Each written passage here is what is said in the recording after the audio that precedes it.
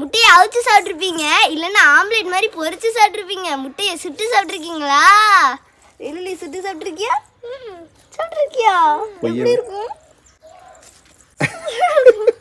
நீ சுட்டு சாப்பிட்ருக்க, பிச்சு போடுவேன். நானே ஒரு நாள் சுட்டு தந்தது இல்லை. ஆமா ஆமா டாடி, நீங்க சின்ன வயசுல சுட்டு சாப்பிட்ருக்கீங்களா? ஆமாம், அதான் இன்னைக்கு வீடியோ போட போகிறோம். இப்போ எதுக்கு சாணி எடுத்து வச்சிருக்கீங்க? இல்லை, இந்த மாதிரி சாணி எடுத்துக்கிடணும்.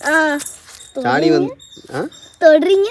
இது வந்து நல்ல சாணிடா. இல்லை, புல்லு திங்குற மாடு வந்து இந்த மாதிரி தான் சாணி போடும். சரியா?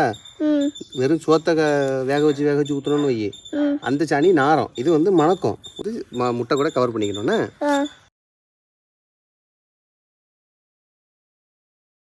இதை வந்து இப்போ தீயில வச்சு சுட்டு எடுக்கணும். சும்மா தீ போட்டாலே போதும். இது மேலே முட்டையை வந்து திருப்பி போட்டு மறுபடியும் சுடுவோம். 1 மணி நேரம் ஆயிருக்கு. இது உங்ககிட்ட கொடுத்தா நீங்கள் ஒரே இதில் போட்டுற மாட்டீங்க? சுட்ட கோழி முட்டை. பயப்படாத, கையெல்லாம் நல்லா கழுவிட்டேன், முட்டையும் கழுவிட்டேன். சாப்பிட்டு பாரு. எங்கள் அப்பா சின்ன வயசில் காடை முட்டையை இந்த மாதிரி தான் சுட்டு சாப்பிடுவாங்களாம். காட்டுக்குள்ளே சுட்டு சாப்பிடுவேன். இப்போ சாணியை வச்சு எல்லாம் முட்டையை வச்சு திங்க. டேஸ்ட் எப்படி இருக்கு? இப்போ கோவத்தில் சாப்பிடாம என்கிட்ட தந்துடுவா தானே? இல்லை, நீங்கள் யாராவது சின்ன வயசில் காட்டு பறவைகள் முட்டையை சுட்டு சாப்பிட்ருந்தீங்கன்னா மறக்காமல் சொல்லுங்கள்.